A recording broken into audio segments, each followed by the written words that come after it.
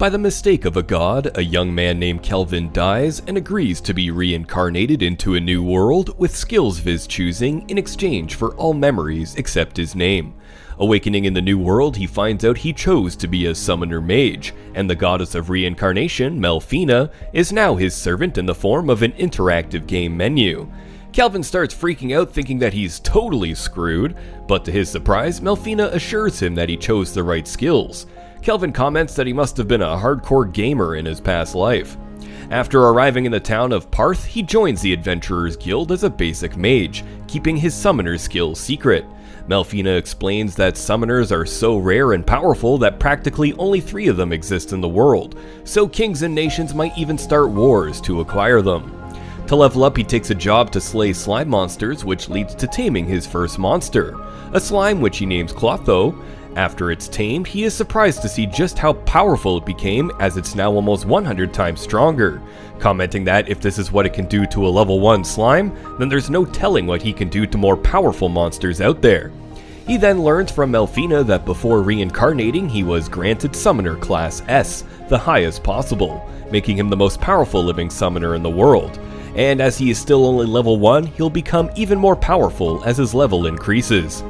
She also teases him for asking her to be his servant, reminding him that he practically sweet-talked her for hours, and that she wants to hear more of what he was saying earlier, as she had been working for ages and wanted to take a couple of decades off as a vacation. Kelvin is pissed off at treating his reincarnation as a vacation, but he agrees to summon her into the human world once he has enough mana. Returning to Parth, he is disturbed to find slavery is common in this world, but tries not to think about it and instead rents a room for the night. After a couple of weeks of grinding, Kelvin is quickly promoted to E rank. While at the Adventurers Hall, D-rank adventurer Cashel approached Kelvin, asking him whether he would like to team up and take down the Black Knight, a boss monster near the town who is notorious for being strong. But secretly, Cashel seeks to humiliate and kill Kelvin to steal his stats. But thanks to Kelvin's appraisal skill, he sees that Cashel is titled as a murderer. So instead of joining him, he suggests a contest. Whoever is the first to defeat the Black Knight wins. Kelvin would be solo, but Cashel is free to do it with his party. Fast forward to tomorrow, Cashel and his criminal party members Gimul and Raj arrive at the Knight's lair, and are surprised to see his undead army defeated. Kelvin then confronts Cashel and his gang about their plans to murder him, stating that they're too weak to do anything anyways. This seemed to anger Baldy as he runs straight to a trap set by Kelvin. Gimul tries to run but is caught by Clotho, who recently leveled up to Demon Lord class Devourers thanks to Kelvin S-rank Summoner class. With no way out, Cashel tries to take down Kelvin, but is beaten up by him. Kelvin then locates the Black Knight and states that he's originally here to defeat him, but now plans on making him his servant. He is then surprised to see the knight already has a personality and a name. Gerard is able to explain he was once a human knight but became a monster after he died. After a short duel to gauge each other's strength, Gerard abruptly remembers the kingdom he once served. Alcarl, that was destroyed by an elf named Gildora when Alcarl would not help the Lizea Empire, destroyed the Holy Empire of Daramus. This caused the death of Gerard's wife and daughter, Betty and Connie, the pain of which kept him tied to this world after he died, just before Clotho one-shots him with the laser beam. The next day, Kelvin supplies a piece of Gerard's armor as proof he completed the job, and combined with Cashel's bounty, is promoted directly to B rank. Gerard is then revealed to have joined Clotho and Melfina as Kelvin's newest monster. He then starts teasing him about the receptionist, stating that she was worried sick about him and he's maybe her type. Melfina then jumps in and starts arguing with Gerard, angering Kelvin, who quickly tells them to shut up. The next day, Kelvin meets Guildmaster Leo, who asks if Kelvin came from another world, showing that his appraisal skill is more powerful than Kelvin's concealment skill, so he can see that he's a summoner. Leo admits he knew Cashel was a murderer, but as Cashel was a foreign noble, he needed proof to take any action, but he is grateful for Kelvin for making his job easier. He also reveals other reincarnations were summoned as the current heroes of the Daramus Empire to face a Demon Lord, so Leo wants Kelvin to instead focus on the monsters that have become more powerful due to the Demon Lord's influence. Not wanting to get into any dumb struggle for power between nobles, Kelvin agrees and decides to purchase the female slave he saw earlier, with the purpose of training and adding her to his team. He seeks out the slave master he saw on the first day and spots the beautiful half-elf named Aphil, who so far has not been sold due to being under a curse that burns those who touch her. Purchasing her, he breaks the curse, allowing her to touch people for the first time. Returning to his lodgings, Aphil is under the wing of Claire, his landlady, while Kelvin shows her how to use her previously unspent skill points. That night, Kelvin is unable to sleep as he is forced to share his bed with Aphil. A month has passed, and thanks to Kelvin's guidance, Aphil becomes a deadly archer and gains an affinity for fire due to her previous curse. She also befriends Angie, the guild secretary, who then invites the both of them to a new coffee shop downtown. While there, the Tabora, the third prince of Trison, arrogantly confronts and attempts to acquire Angie and Aphil for himself, stating that low-borns don't know their place. So naturally, Kelvin one-shots his guards and then proceeds to humiliate the prince. He then demands to know what a prince of a random country is doing in the middle of nowhere, to which he said that he got word that a powerful adventurer was spotted in this town, and that he came to make him his servant in order to reclaim his kingdom thanks to a recent scuffle that left him practically an outcast. But Kelvin reveals that he is the adventurer and basically tells him to piss off. Meanwhile, Melfina visits the Cathedral of Duramus to impart a prophecy to Oracle Coletum, the priestess responsible for summoning the heroes, ordering them to deal with a threat in the west, and to unsuspiciously stay away from Parth, aka where Kelvin and the gang live. Back in the town, Aphil tells Kelvin she has fallen in love with him, but Kelvin resists his desire as she is still a slave and he feels that would be taking advantage of her. Fast forward to tomorrow, and Melfina informs Kelvin that the four heroes are weaker than she was expecting, as Kelvin has surpassed them in a fraction of time. Moments later, Leo summons Kelvin to his office, informing him that a demon has been spotted near the town, and that he wants him to deal with it. At first he seemed hesitant, but Leo casually mentions that a random adventurer had beat up a prince in the middle of town yesterday, and that it had become an international incident, and that he had a really hard time sweeping that under the rug. Hearing this, Kelvin immediately accepts the quest. While at the cave, he finds two demons there, the Archdemon Victor guarding a demon girl named Sarah, the daughter to the most recently defeated Demon Lord Gustav. Victor reveals that it was a good idea to let the humans prior to them escape in hopes of bringing someone powerful enough to break the seal on her, as it was designed only to be broken by humans. He then reveals to be a gluttonous demon who can absorb any skill that his victims have just by eating them, and he plans on eating Sarah and becoming the next Demon Lord himself.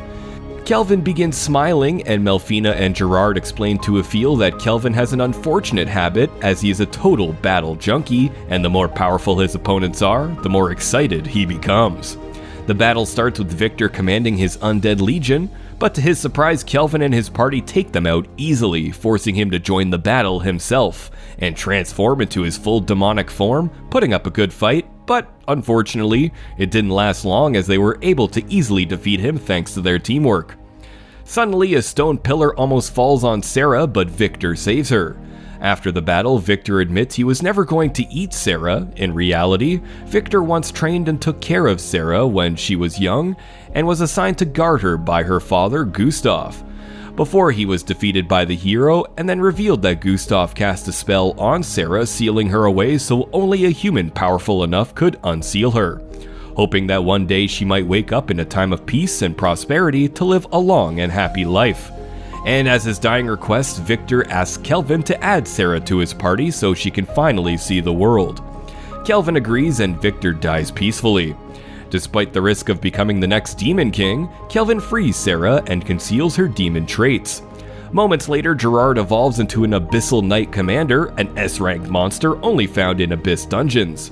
Kelvin reports to Leo and is promoted to rank A for defeating Victor. Angie organizes a celebration of Kelvin's promotion. After everyone passes out drunk, Kelvin finds Sarah mourning for Victor, who was her only childhood companion. She decides to experience the entire world in Victor's memory, in particular to see the ocean and learn to swim like Victor once promised her. Having leveled up his crafting skill to S rank, Kelvin crafts his new armor from Victor's armor. Gerard also gets a new and improved sword. Kelvin states he spent 2 days straight crafting those items and that he's super hungry.